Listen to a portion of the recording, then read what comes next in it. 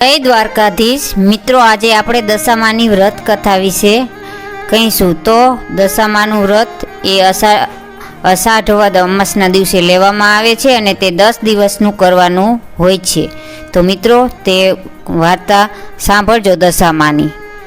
આ વ્રત અષાઢ વદ અમાસના દિવસે લેવાય છે। વ્રત લેનાર સવારમાં સ્નાન કરીને વાર્તા સાંભળે છે અને 10 દિવસ સુધી ઉપવાસ કરે છે। માટીની સાંઢળી બનાવીને તેનું પૂજન કરે છે। 10મે દિવસે આ સાંઢળી જળમાં પધરાવી દેવામાં આવે છે।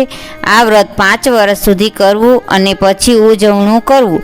ઉજવણામાં ચાંદીની સાંઢળી ઘડાવીને સુપાત્ર બ્રાહ્મણને દાનમાં આપવી। અષાઢ મહિનો આવ્યો, દિવાસોના દિવસો આવ્યા। ગામની સ્ત્રીઓ આ વ્રત કરવા માટે નદીએ નાહવા ગઈ।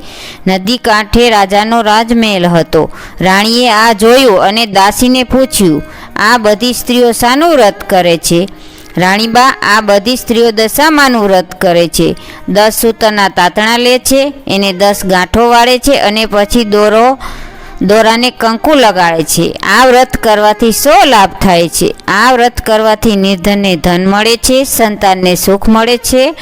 રાણીએ આ વ્રત કરવાનો વિચાર કર્યો અને એમણે રાજાને પૂછ્યું, પણ રાજાએ ના પાડી, કારણ કે એમને કોઈ ખોટ નહોતી। રાજાના અભિમાન ભર્યા શબ્દો સાંભળી રાણી રિસાઈને સૂઈ ગયા। એ જ રાતે દશામા ગામમાં ફરવા નીકળ્યા। આખી રાત આખા નગરમાં ફરી વળ્યા। વહેલી સવારે આખા નગરમાં અંધાધૂંધી ફેલાઈ ગઈ। ભંડાર ખાલી થઈ ગયો, કોઠાર પણ ખાલી થઈ ગયા। રાજ્યની પ્રજા પણ ચિત્રે હાલ થઈ ગઈ। રાજા રાણી તો હાથે પગે ચાલી નીકળ્યા। ચાલતા ચાલતા ગામને પાદર આવેલા રાજના બગીચામાં ગયા, પણ એક રાતમાં તો આખો બગીચો સુકાઈને ઝાખરું જેવો બની ગયો હતો। રાજા રાણી ત્યાંથી પણ ચાલી નીકળ્યા, સાથે 2 કુંવરો પણ હતા। ચાલતા ચાલતા તેઓ રાણીની બેનપણીને ઘેર આવ્યા, ત્યારે બંને રાજકુંવરોને ભૂખ લાગી। રાણીએ બેનપણી પાસે ખાવાનું માંગ્યું, એટલે એણે ખીજાઈને કહ્યું, જ્યારે રાંડ ભિખારણ, તને ખાવાનું માગતા શરમ નથી આવતી? આવા વેણ સાંભળી તેઓ આગળ વધ્યા। રસ્તામાં વાવ આવી, બંને કુંવરોને તરસ લાગી, એટલે તેઓએ વાવમાં પાણી પીવા ગયા। ત્યાં દશામાં એમને વાવમાં ખેંચી ગયા। રાજા રાણી કલ્પાંત કરતા કરતા આગળ વધવા લાગ્યા। રાજાએ પોતાની બહેનને સમાચાર મોકલ્યા, એટલે બહેનને લાગ્યું કે જરૂર ભાઈને કોઈ દુઃખ પડ્યું છે, નહીતર હાથી, ઘોડા અને રથ વગર તેઓ આવે જ નહીં। આમ વિચારી બેને સુખડી બનાવી। માટલીમાં સુખડી તથા સાવ સોનાનું સાંકળું મૂકી પોતાના ભાઈને મોકલ્યું। ભાઈએ માટલું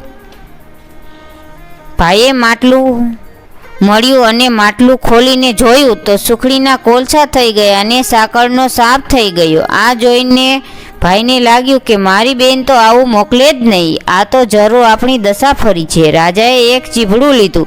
ચીભડું લઈને તેઓ ચાલતા ચાલતા જતા હતા, ત્યાં એ નગરના સિપાહીઓ આવી ચડ્યા। તેઓ રાજાના ખોવાયેલા કુંવરને શોધતા હતા।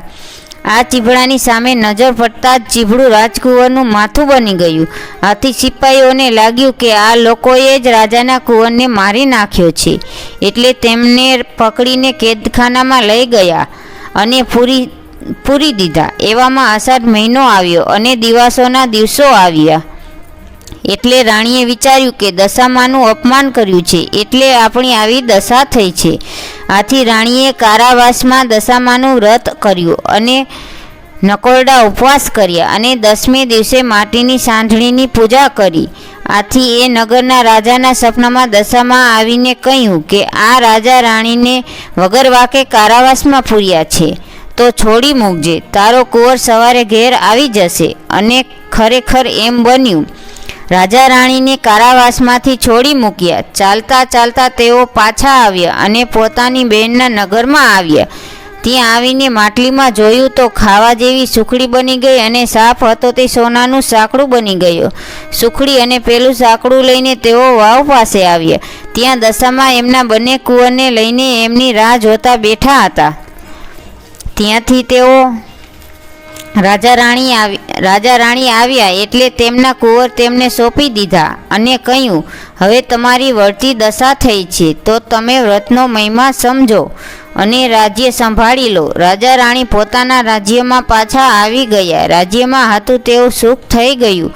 રાજાએ રાણીને વ્રત પૂરું કરવાનું કહ્યું. વ્રત પૂરું કરીને એમણે વ્રતનું ઉજવણું કર્યું. જય દશામાં. જેવા રાજા રાણીને ફળ્યા એવા સૌને ફળજો. હે દશામાં.